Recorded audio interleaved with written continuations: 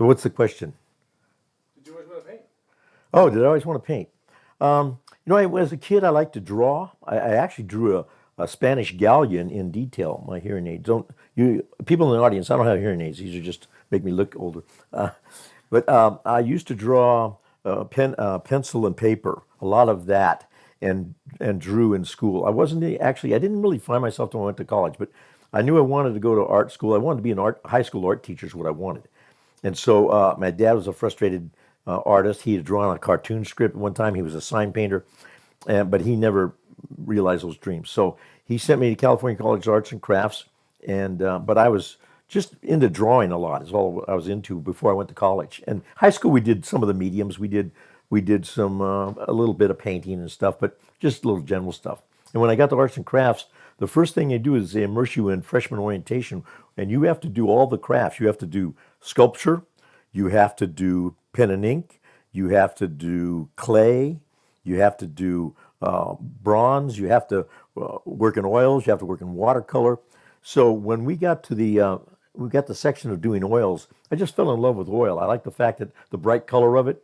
I like the fact that I could correct mistakes very well with oil. With watercolor, I found some people are not this way, but watercolor, I found if I made a mistake and had to correct it with watercolor, my painting turned muddy. So if instead of a bright red, it might end up being a brown. Whereas with oil, I could blend my way out of most problems if I made a mistake. And I usually don't make that many mistakes, but so that's what I liked about oil. I didn't like the fact that it took forever to dry, but I did like the fact that once it dried, it was pretty much there. It didn't get scarred up in the studio. Uh, Pen and inks and watercolors can get damaged just by moving them around. Oils are pretty sturdy. You still can get a scratch on an oil or whatever. So I like the oils. I like that process. I like the brilliance of it. And I like the fact that I could blend my colors. I was good at blending. That was my skill set in painting is blending colors. That was where I'm at. So what's the biggest painting you ever put out? What's the what? The largest painting? The largest painting? Yeah. I did a 40 by 40 once. I don't like working large, partially now because of my shoulders from all the years doing stunt shows and gunfights. Both shoulders now need to be repaired again. But so stretching out across the long canvas is tough for me. The largest I like to work, and my ideal size is 24 by 36. But I've done 36 by 36. I've done 40 by 40. I've done 30 by 40. I've never done a big wall mural. I don't have the attention span for that. I like to work about 2 hours in the studio, and then that's about it. And so when did you get started?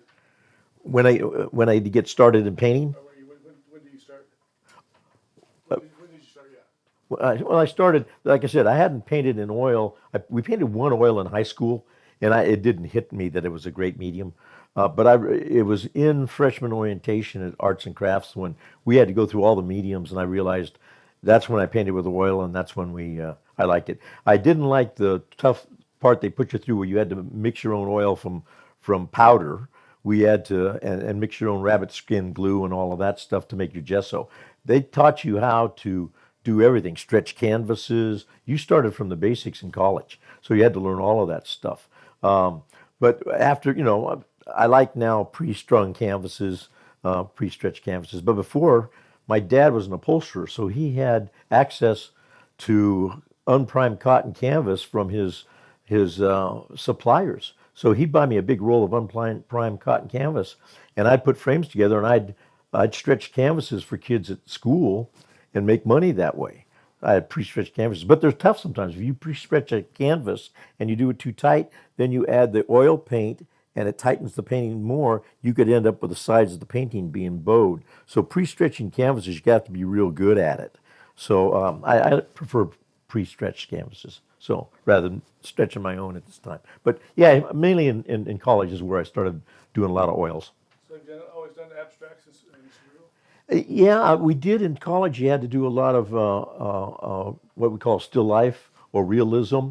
But I'm kind of an antsy guy, and so I don't really like it from the patient standpoint. Now, as I get older and my hand's not as still, it's harder for me to do. And plus, I like blending the paint. So there on my website, there are some pictures that I had from college of some still lifes I've done And actually, I gave you today a pen and ink of a tree trunk I did when I was in college. And so it was, but it's, it's tiring. It takes a long time. And uh, like I said, about 2 hours in the studio and I'm ready to do something else. But like the pen and ink I gave you today, took 9 hours to do that tree trunk in pen and ink. And that gets a little tiresome after a while. So I don't like it from that standpoint. And I'm not real great at realism. I can okay at it. But again, color's my thing. Sometimes Sue wants a tree on a painting, and I'll put a tree on a painting or a moon in a painting or whatever. And that's what people like to buy. But as far as me enjoying myself, I like to go out there and just spread some paint, blend some paint. Sometimes I'll put a focal point like a moon in it or a tree because you need that as a focal point. But I like blending color. Yes, on your website, that's what impresses me is the colors you choose.